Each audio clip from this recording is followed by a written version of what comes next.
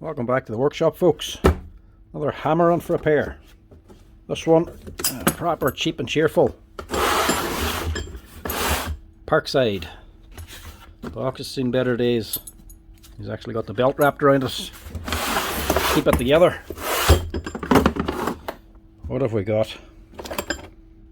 It's actually quite a big machine. Parkside breaker or demolition hammer.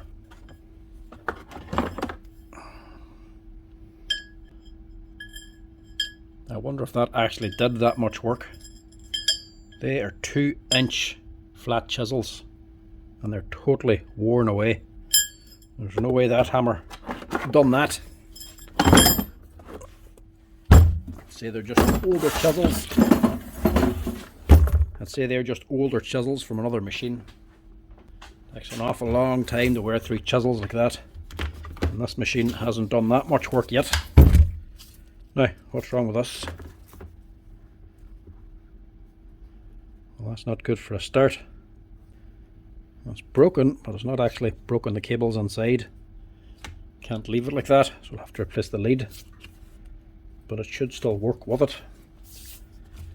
Let's see what she's doing.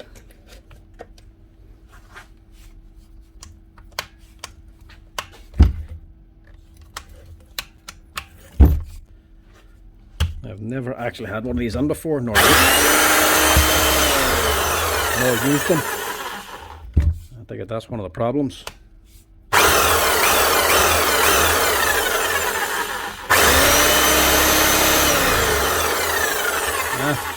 That's just a simple fix. Just a lead. We'll get into this and replace this lead. And we'll go that way.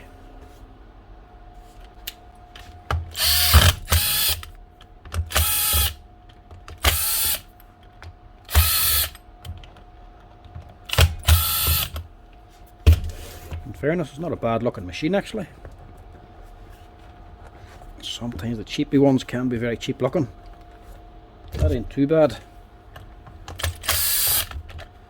We'll know now when we open up here to see what it's like in the handle.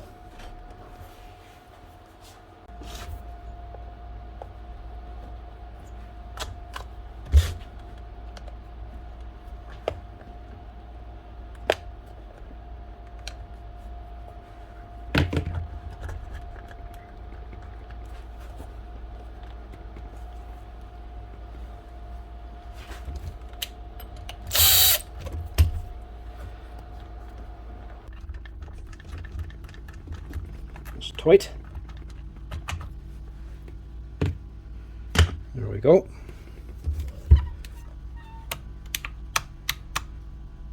So there's not much action on the switch. There's very little movement to actually engage it. It's just a wee toggle switch. Nice wee switch for it. It's just that there. Could do with more movement. But for a cheap machine, what do you really expect? That's a lot more reliable switch than you get in some of them actually. Better that than an actual trigger switch. They generally give more trouble. That should last a lot longer. That's what you'd get on the likes of a Makita or something. Same setup. Only difference is the Makita would just have more throw, more play in the switch. So it's more of a click going back and forth. This one doesn't have as much travel, but it's doing the same thing. Actually not that bad a setup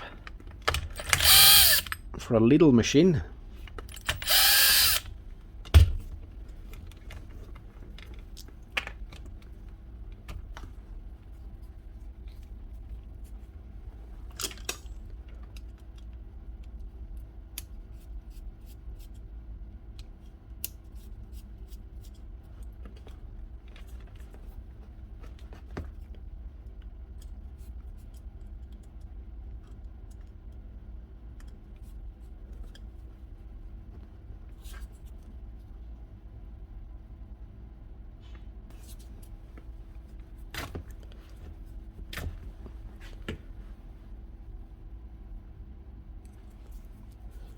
They had a crump on them, that's the problem. Keep that.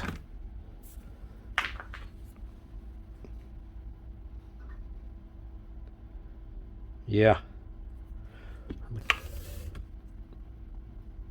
It looks like the crump is still inside the hole. It's a good tight fit, but it makes changing the lead a little bit more difficult.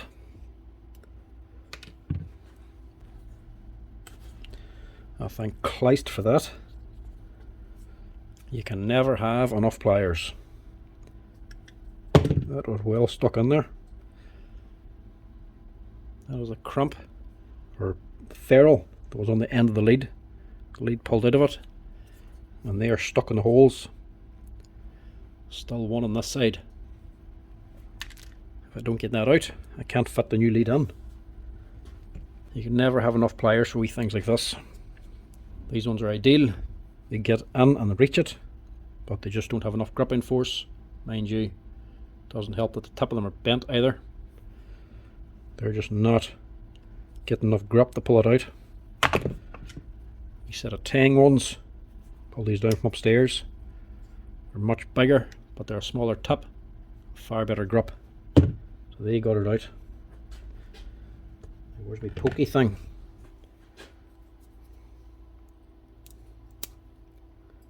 So you can get it out so far, but no further.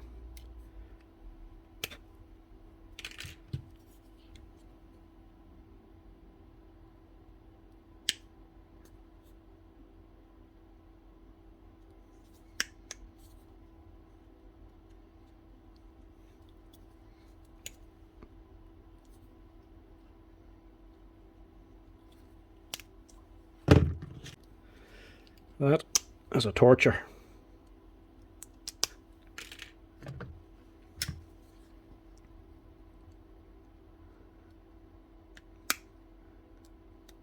It's wee things like this that makes a simple fix complicated.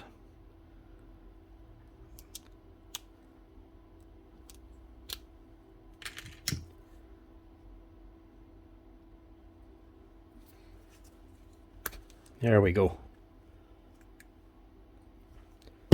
Thank God for that. Now, get this back together again.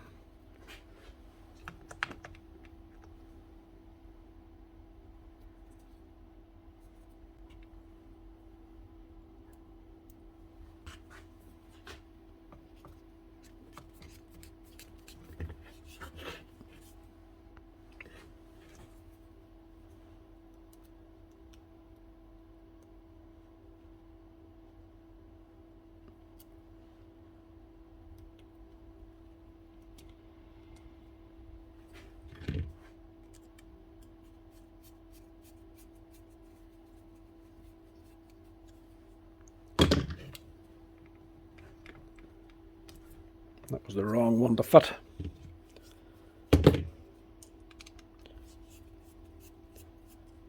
I used an insulated bootless ferrule. Because the base of it is insulated, it sticks out too far. So it will not actually fit in here. It means the lead has a big piece sticking out the back. Won't let the switch down. Should have used a non-insulated.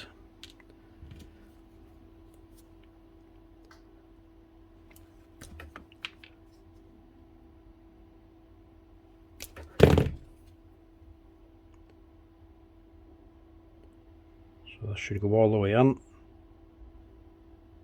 And just leave the flexible lead at the back so it can actually fold or bend over.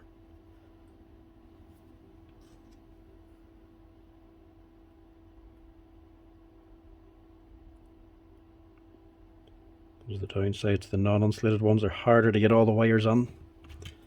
You can sometimes end up with little flyaways.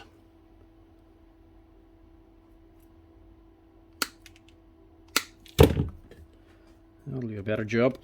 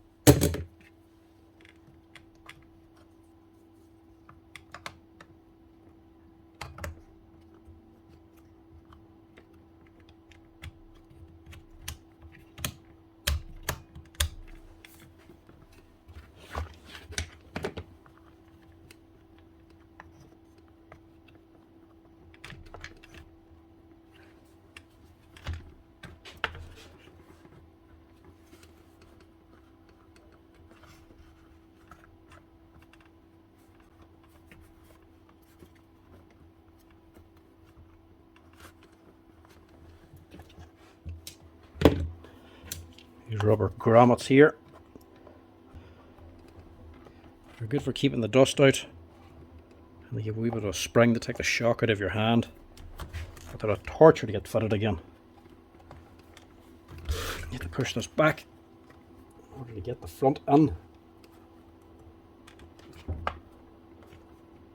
Whilst also lining up the switch.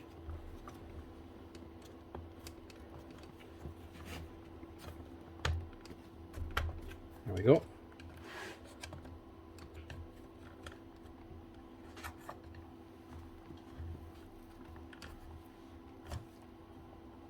That back over the top.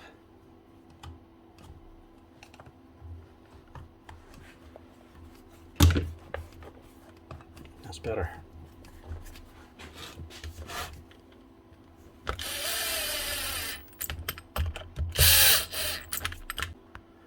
I was going to keep the original plug, but that's a wee bit too mangled. Can't really fit that again. I'll have to fit a new one.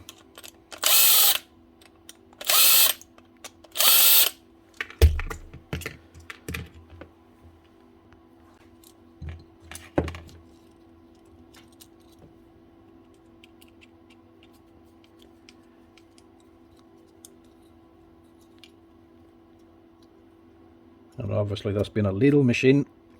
It's only for DIY. So they don't actually come 110 volt. It's only 240 volt. Because they're just not built for site work. For home use only.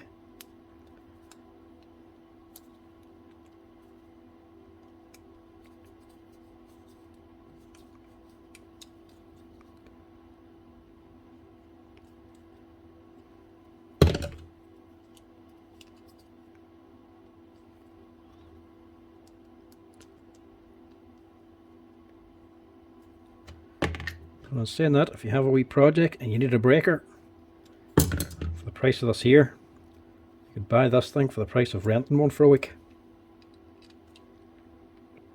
And sure, if it lasted for your job, you're winning. It'll definitely last for your job, and then you always have it for spare then. Even if it didn't last, they have a fantastic warranty. Things like a 2 or 3 year warranty, as long as you keep the receipt. So that alone, it's a big massive plus for Parkside.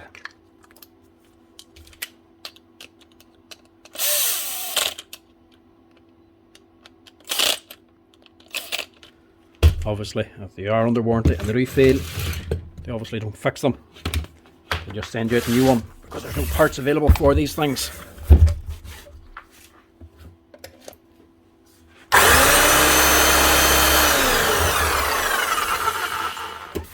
Make sure she hammers now.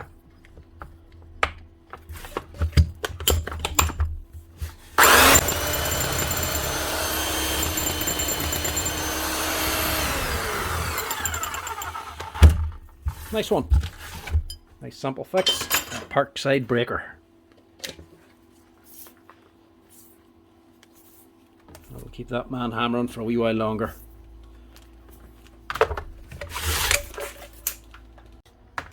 Now, quickly look at a wee DeWalt charger. Chargers in general, most of the time they can't be fixed. Once they stop working, they can't be fixed. You're not going to fault find the board.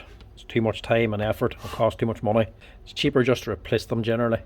So unless it's a very simple fix, they're not really worth doing anything with. We'll see what this one's doing first.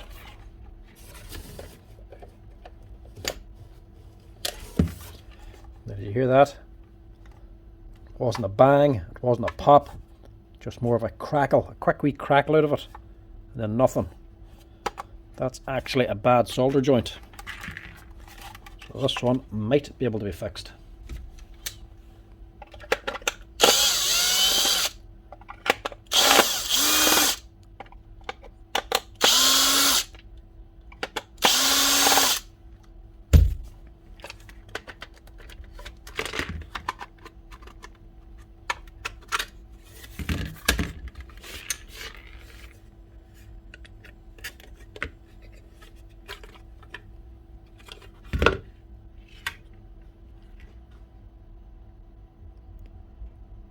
Question is where?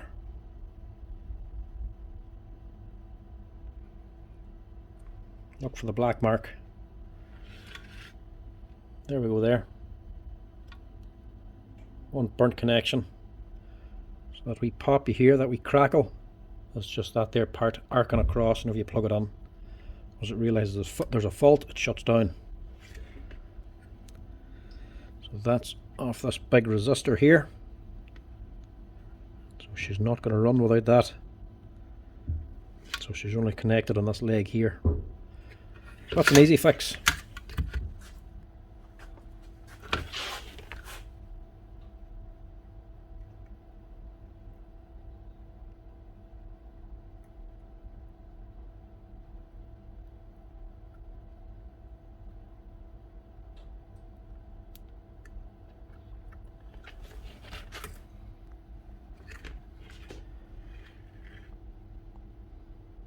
That's her.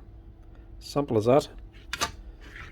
Now the wee burnt bit, you might have to just give it a wee scrape with a knife or something, just to get the black carbonized bit away from it, because the solder won't stick to the black carbonized area. Scrape it off the bare metal again so the solder sticks. Chargers, generally, they're not worth fixing unless you can very quickly find the fault with it and quickly repair it. That's the only time they're worth fixing. If you have to spend any time on these at all, fault finding, generally they're just not worth it. But hopefully this is just a quick fix, and hopefully that sorts it out. It's been going for a while, look. See, this is all burnt right here. It's been arcing. So that's been giving trouble for a while, and it's just stopped now because it's arced until it's lost complete contact.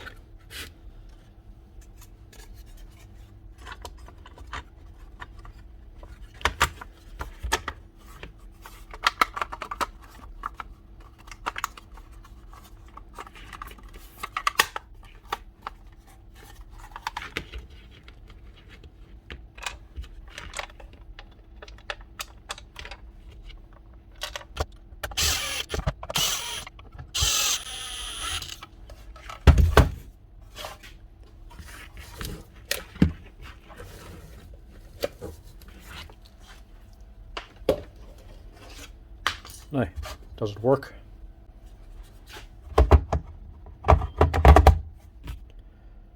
There we go. One DeWalt charger, charging again. It's a nice, quick and easy fix. Just a bad solder joint. The particular joint just didn't get enough solder when it was being manufactured, and then because it's a big heavy resistor, it's quite weighty, the thing being moved around, probably in the back of a van, the vibrations actually caused it to break completely. So that's been arcing across and spluttering and sparking for a while. That's what that white residue is. Now it's broken contact completely. So whenever you plug it on, initially you'll just hear a wee crackle and then nothing. So the crackle you hear is actually just it arcing onto the resistor. Once it's not making contact, it doesn't charge the battery. So whenever you plug it on, you hear that crackle.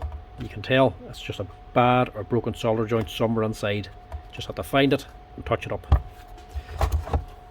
It's not often you get a wee simple fix like that on a charger. Generally, 9 times out of 10, they're bonnet, buy a new one. But that gets that man up and running, nice and cheap now.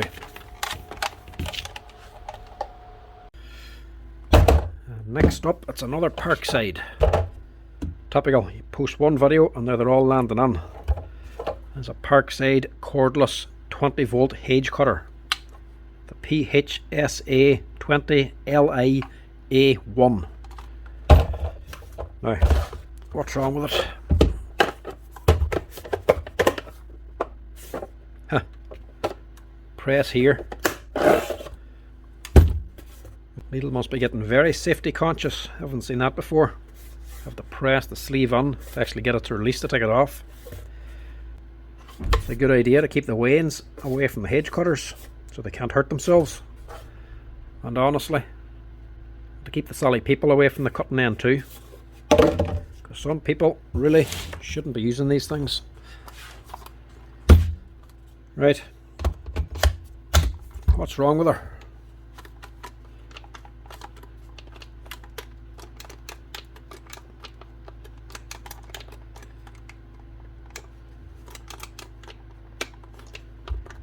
What way is that? The switch goes in.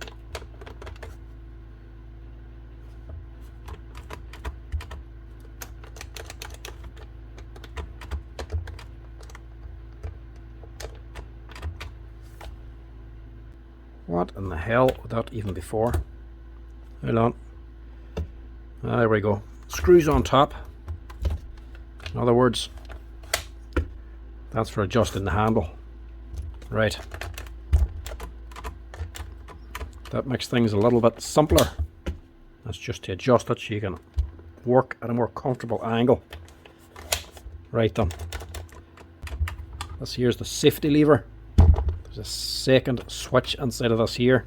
This has to be engaged first before your main switch will work. That just stops you accidentally starting the thing, just in case you have your hand on the wrong spot. You have to have two hands on it at all times to work it. That's not going all the way in,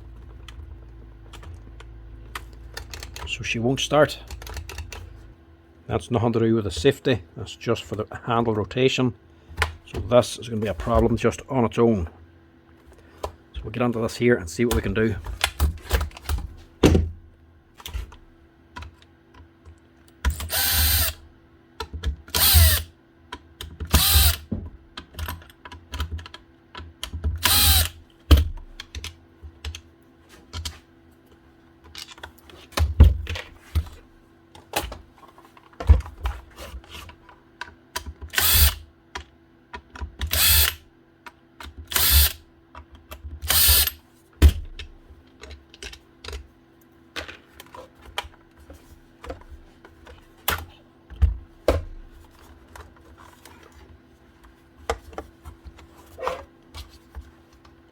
There's just your leads for that switch inside. Unlike some cordless hedge trimmers, they're actually quite heavy leads. For just a wee micro safety switch, that's a bit of overkill, to be honest.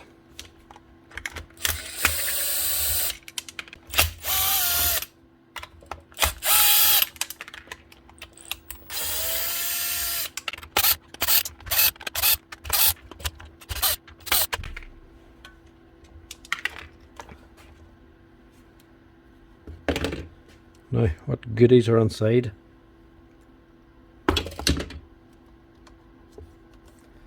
That's all she is, just a micro switch.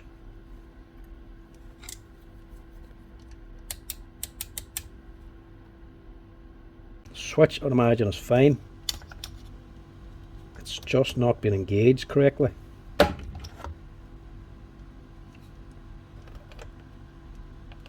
that's in there.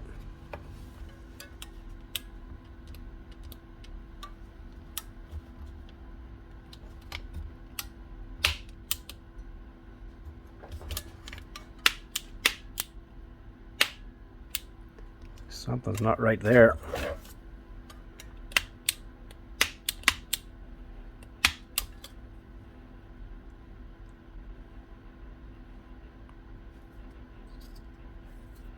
What is that jamming on?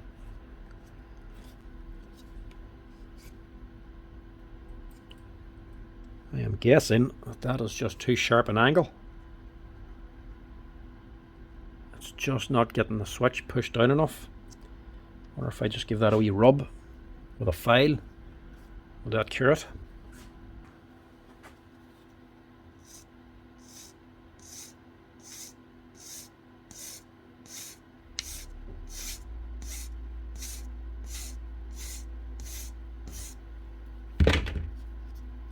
Don't want to take too much off. Obviously you don't want to be taking too much off. Otherwise you mightn't have anything left to engage the switch.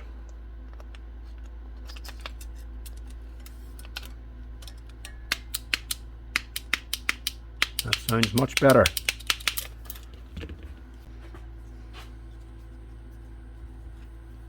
This could be the simplest repair today. Just give that another wee touch. Just to be sure,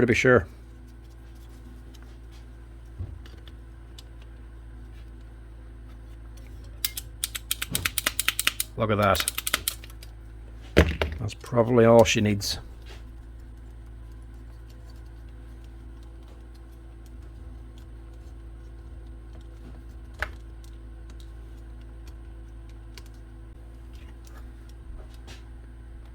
Squeeze your handle on.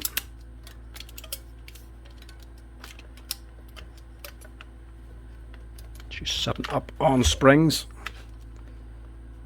so it's a wee bit difficult. Actually just balance it there instead.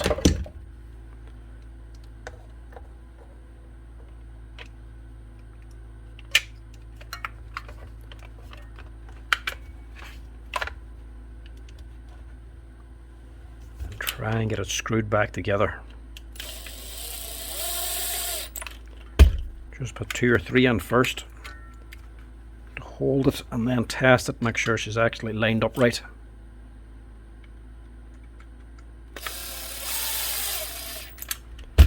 And to make sure she's working.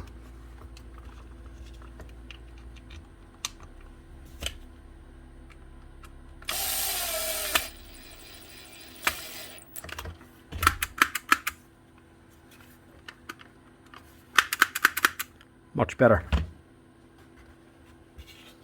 I think that's all she needs. Generally, hedge cutters, there's nothing on them. Literally just 2 switches, a motor, a few gears, and actual cutting heads. They're not doing any major work. The actual trigger switch doesn't generally give an awful lot of bother in any brand. It's always going to be the safety switch on this. It's not, a lot of the time it's not actually the switch, it's more the mechanism. But that should be this set up and running again.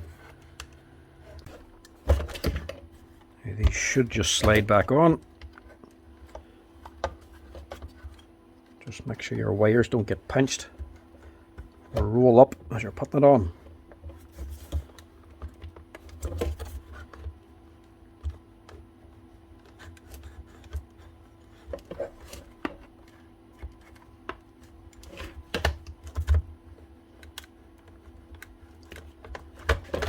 There we go.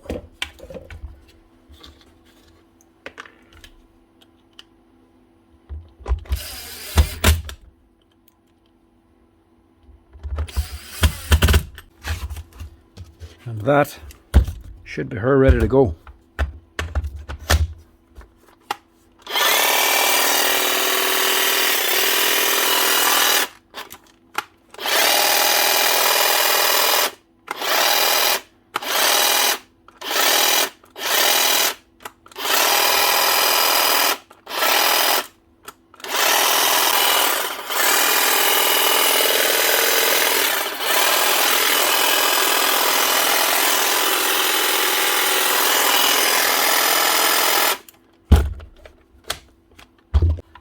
That's her. One Parkside hedge trimmer, cordless 20 volt, fixed up and running again, using just a file.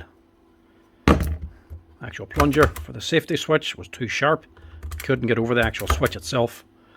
File off a little bit of the chamfer to make it a wee bit smoother, and she works no problem. Right. Another DeWalt drill repair. This one I don't think is worth it, but the customer wants to go ahead. With the DCD 778. Had this in before. Too expensive to fix. Customer does want to fix it though. Motor's running, but it's not driving the spindle. So she sheared off the actual drive spindle inside the gearbox. You would imagine not that big a deal, but that drive spindle costs around €30. Fair enough, wee bit of labour, be worth it. Problem is, that drive spindle sheared. I have no way to take the chuck off. Nothing to grab, nothing to hold on to. Can't torque it off, and I can't lock up the spindle on the inside because it's sheared off. So only way to take this off is probably going to be to cut it off. Cut off the chuck, you're onto another 30 quid. You're going onto the price of the drill just to fix it. It'd be more beneficial just to buy another one and put it under a longer warranty. This one he wants to fix, so I'm going to have to go with it.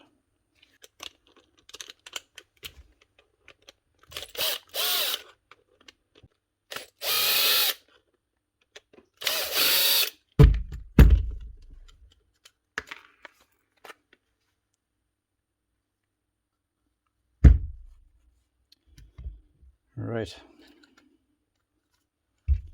Still gonna have to open this anyway. I already had this open before, you see.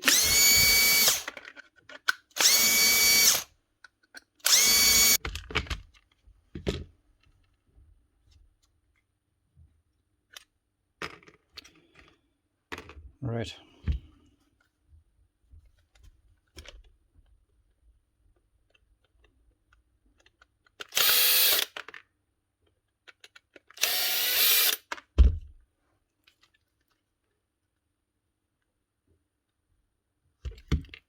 Now, lovely.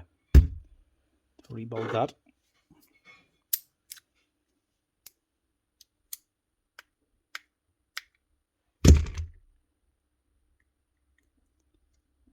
That is my spindle, which I also need out.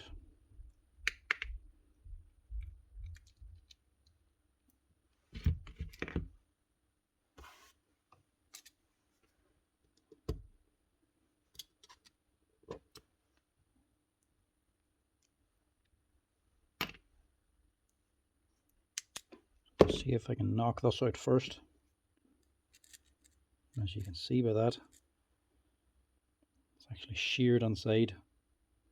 So we must have been putting that under a good bit of load, on low gear with loads of torque. Actually shear that out.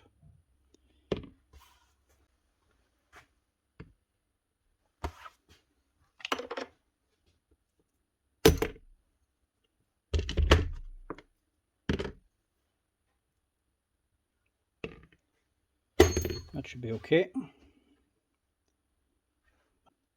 That's the piece I should be grabbing to actually torque off the chuck. But I can't do that now.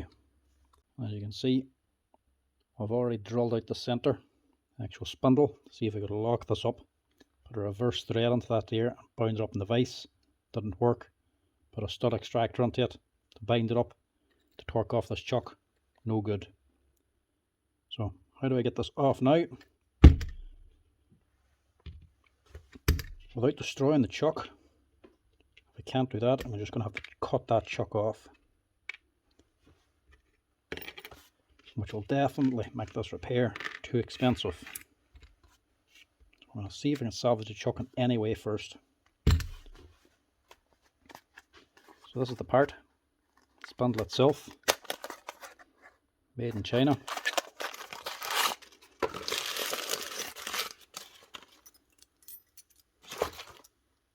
This is what the chuck's gone onto. That's the threaded end. There's actually a screw in this as well, so I'll be able to put that back in again. And this is the bit that's sheared off, and that's what I'm left with. So that gear there is your hammer action. There's a second gear on your spindle housing here. Whenever they engage, they just make a rattle basically. Bounce up and down is all it's doing. A bearing in behind. Obviously that bearing and gear have to press off this way. I wonder, could I tap that chuck off? So hammering something out like that with a punch, slow going, and you can't damage things, plus you've no real way to hold it. Hitting it harder is just going to cause damage. What you want is actually just to hit it lightly but a lot and see if that'll take it out. Best way to do that is an SDS bit. Grind down the end to get it smooth, put a flat bottom on it, take off the actual tungsten head on it, and use that to tap it out on an SDS drill. Put it on the hammer only mode. Hopefully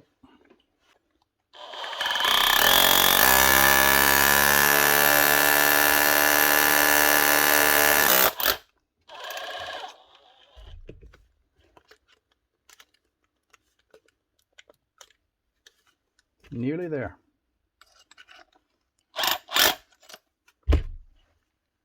There we go. Thank God for that.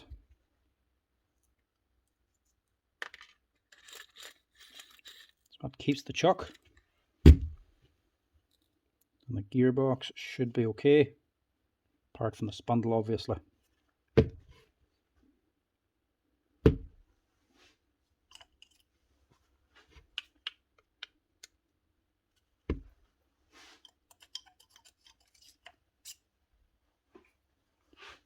Took a bit of time, but it came out. Otherwise you'd have to get some sort of metal ring or something to support this whole gearbox and put it into a vise or bearing press, but you're still going to end up damaging this plastic sleeve, and that's more parts again you need. It's a bit awkward, takes a bit of time, but it worked.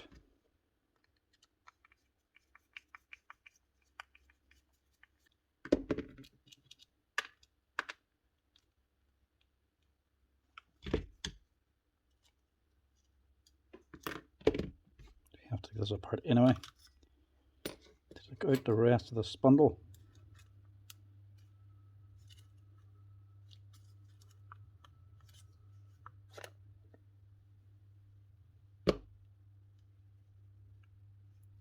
There's your hammer action mechanism down in here. That's your second wee toothed gear down in there. Whenever this is turned around, pushes that gear down to actually make contact with the other one.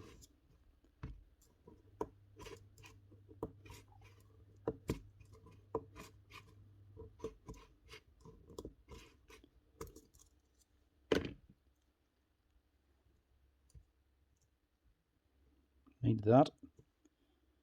Don't need this.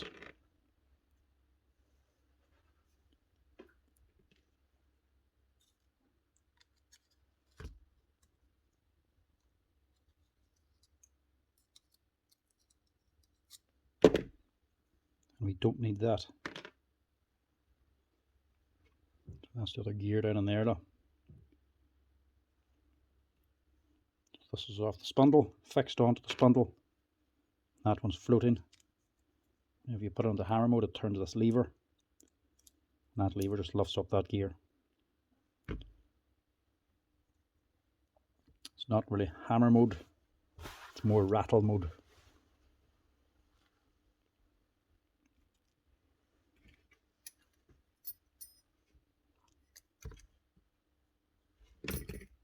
Now this sleeve itself can actually only go on one way, because it's actually sliding onto all these splines here.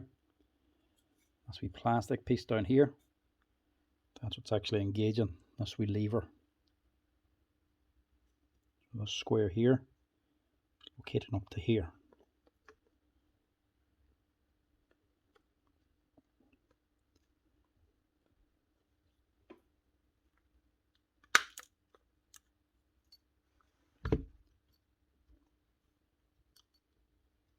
Awkward little job, and if you wanted the gearbox is this deep.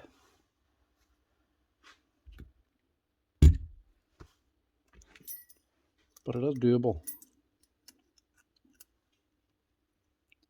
Now, there's a couple of wee dents, a wee pin here. You locate into here.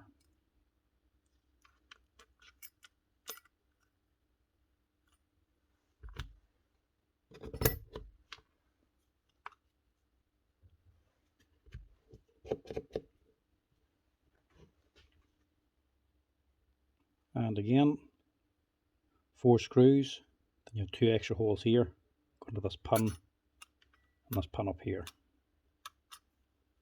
Just make sure they're sitting down, just line them up.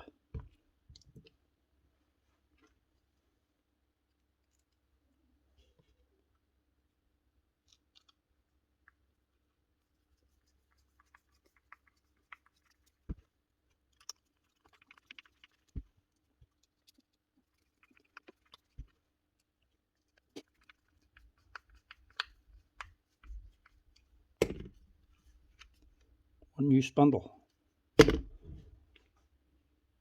Now, to actually rebuild this, you can just put all the pieces in, piece by piece, one by one, starting with the washer, put that on, and this.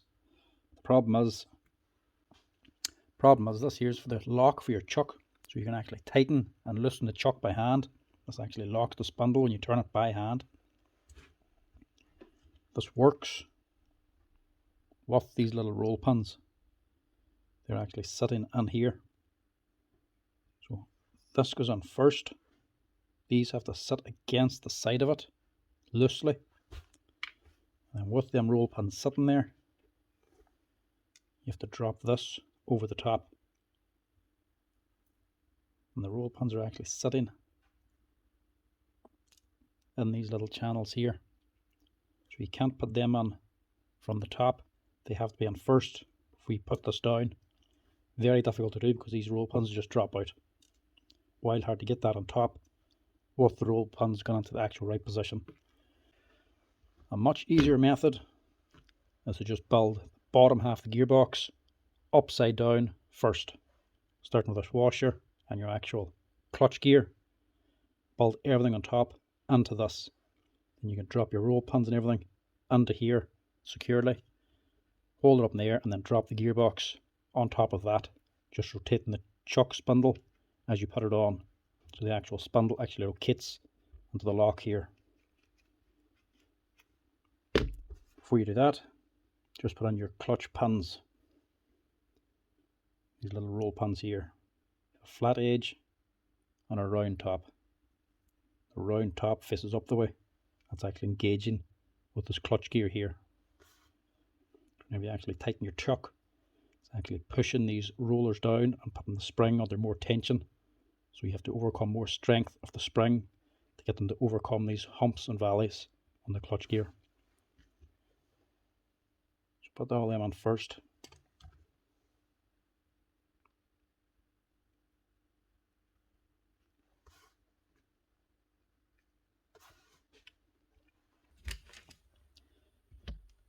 So that's set. I will tackle this.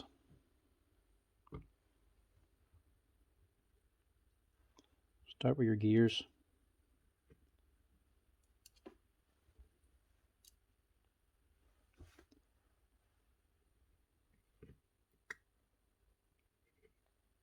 They're going to sit there.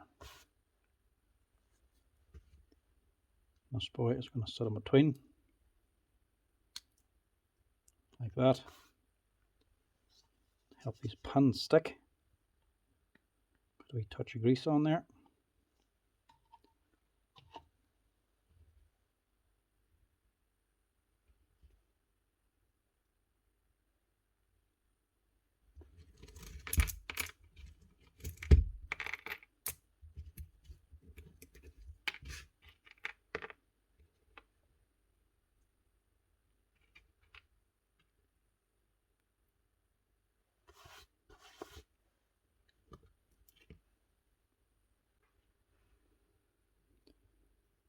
Now, which way is that? Imagine on smooth side.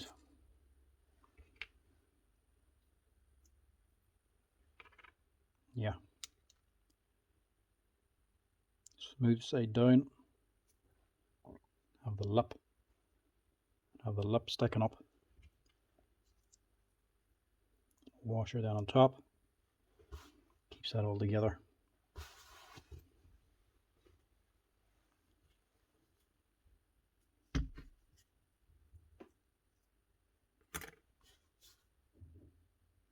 This just has to drop down on top of the spindle while it's locating into these rubs along the edge. So we get it roughly lined up. Two in together.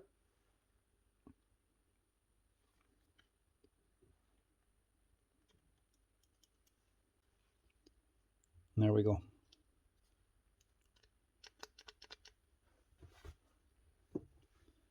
Far easier way to put them on.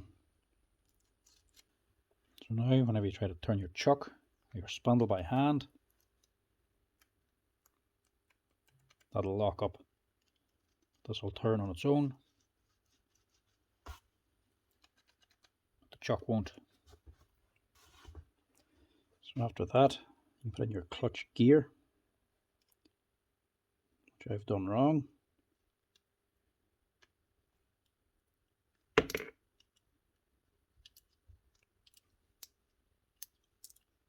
There's a shoulder down here.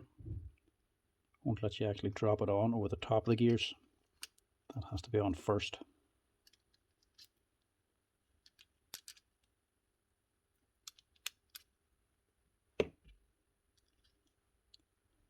That. And your big washer sits on there.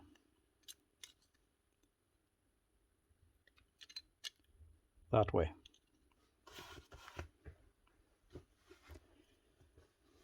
It's a greasy job, just but dirty. So we touch of grease in there now, and that's all you're going to need.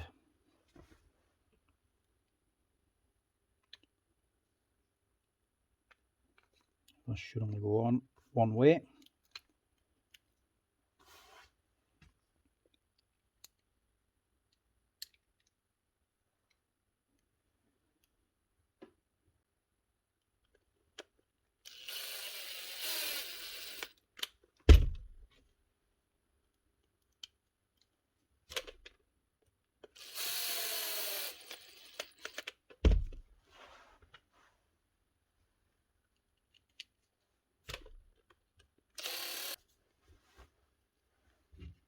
You can drop on this whole assembly then. Just give it a twist as you're putting it on.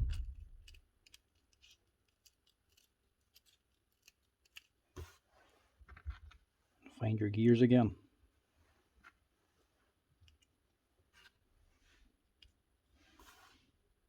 One more.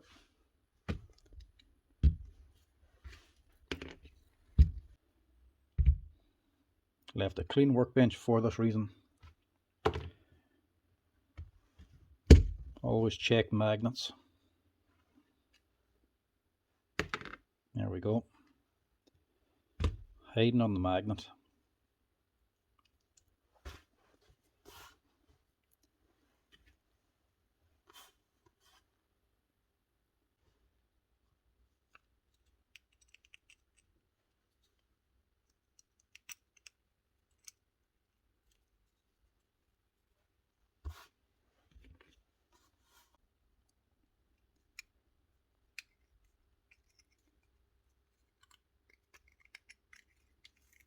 That sits on these four corners. These two big slots then are empty. They are for the motor mount themselves. There's no actual back cover on this gearbox. The motor itself is the back cover. Hold that in position by hand. Make sure you have it the right way up.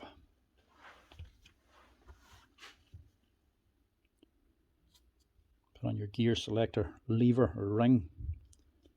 That's your ring gear down in there, the little slot on it. Drop it into that. And on the same on this side.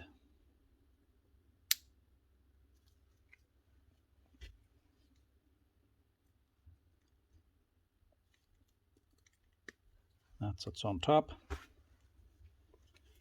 Get your motor. Get that gear on. Just give it a little wiggle and a jiggle. And rotate it a wee bit. Don't force it. You're just trying to line up the teeth.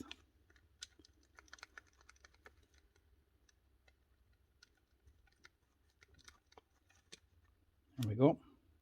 Drop it on. Give it a twist.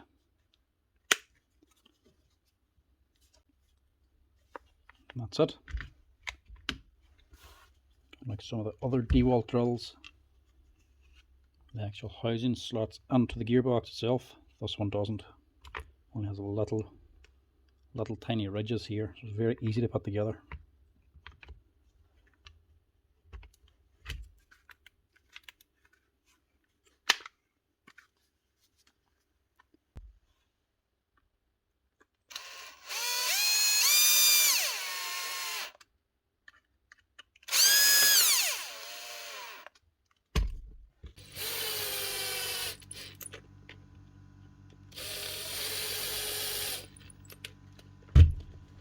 Now,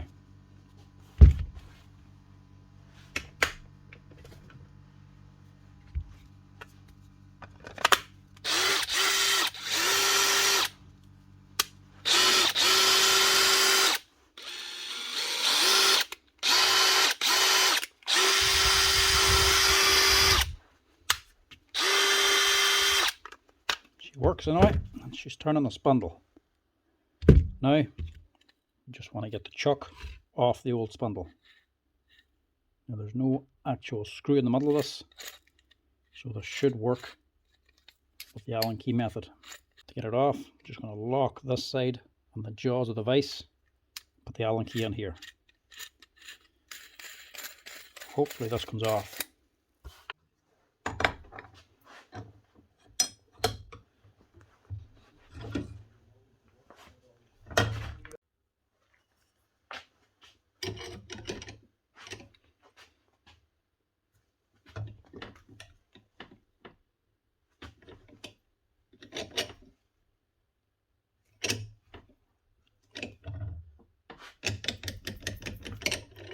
Not budging. She's just spinning. I have to cut 2 shoulders into this.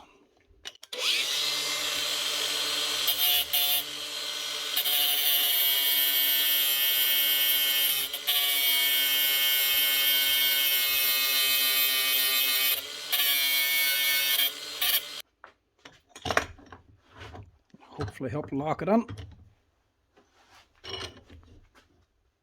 There we go.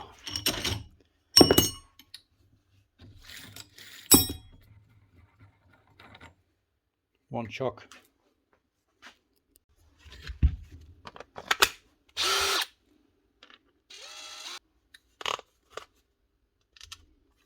Drill mode and slam it on. Now, this didn't have a center screw, but I'm going to put one on anyway. Just to lock this on. You can use Loctite as well, but I just prefer a center screw.